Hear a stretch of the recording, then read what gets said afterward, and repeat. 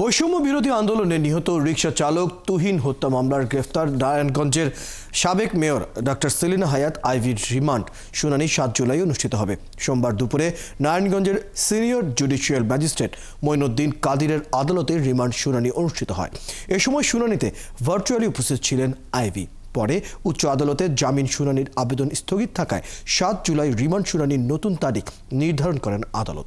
এর আগে তুহিন হত্যার মামলায় সাবেক মেয়র আইভিকে জিজ্ঞাসাবাদে 7 দিনের রিমান্ড আবেদন করে পুলিশ। বৈষম্য বিরোধী আন্দোলন চলাকালে গত বছরের 20 জুলাই নারায়ণগঞ্জের সিদ্ধিরগঞ্জের গুলিতে নিহত হন রিকশাচালক তুহিন। এই হত্যার মামলায় আইভি 11 নম্বর আসামি।